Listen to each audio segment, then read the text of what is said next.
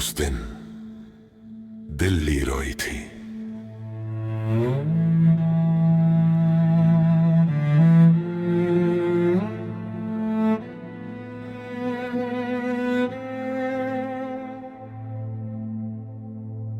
उस दिन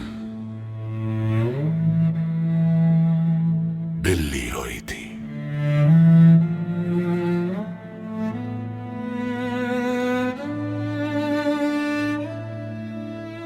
सड़क वही थी,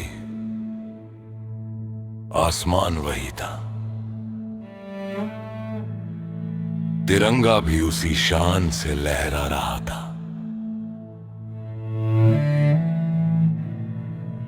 पर पता नहीं क्यों उस दिन हवा में आजादी से ज्यादा चीखों की गूंज थी।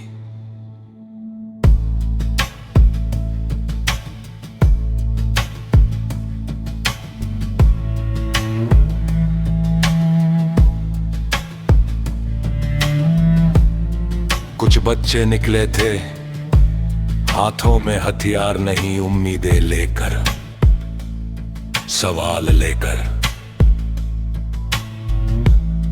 अपने भविष्य की आवाज लेकर।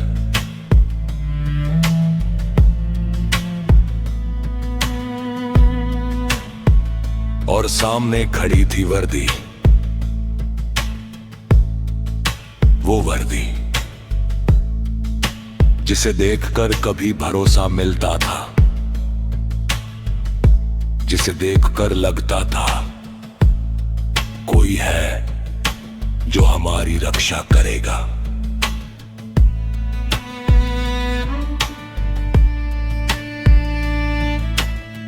पर उस दिन दोनों तरफ अपने ही थे, एक तरफ देश का भविष्य,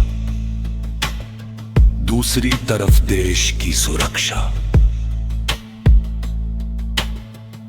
फिर नारे ऊंचे हुए, आवाजें तेज हुई, और कुछ ही पलों में शब्द हार गए।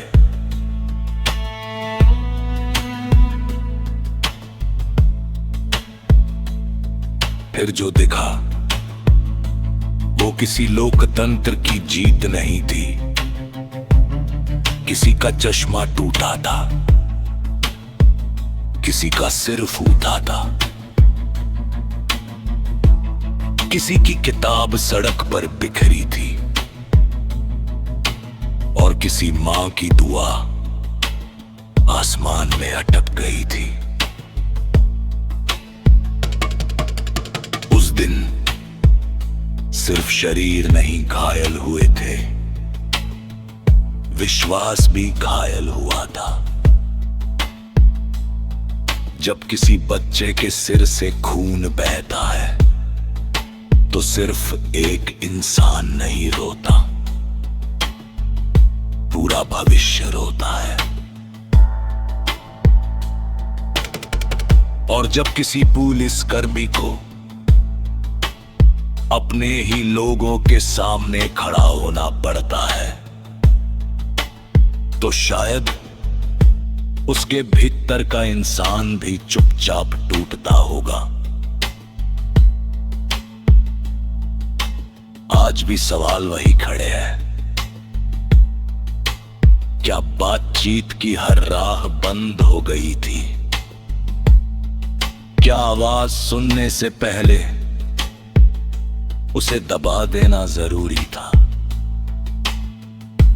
क्या हर विरोध का जवाब लाठी ही होना चाहिए? इन सवालों के जवाब समय देगा, जांच देगी, इतिहास देगा। लेकिन जो दर्द उस दिन पैदा हुआ है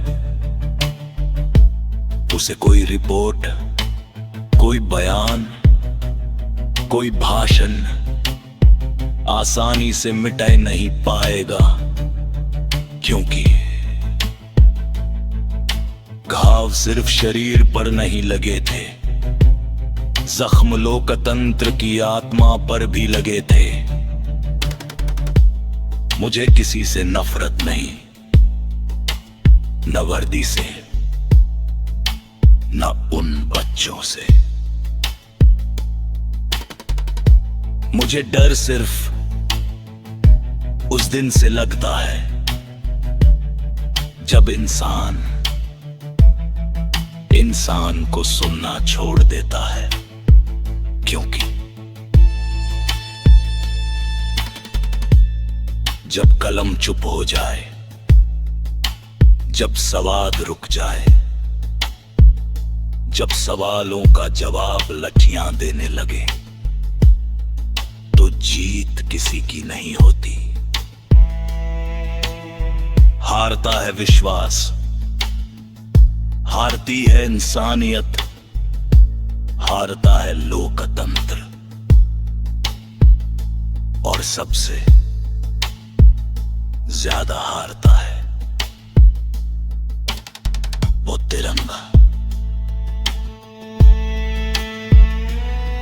जो हर बार यही उम्मीद करता है कि उसके साए में रहने वाले एक दूसरे का खून नहीं, एक दूसरे का हाथ थामेंगे। याद रखिए, लाठियां भी एक दिन थम जाती हैं,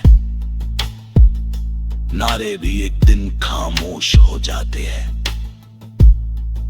लेकिन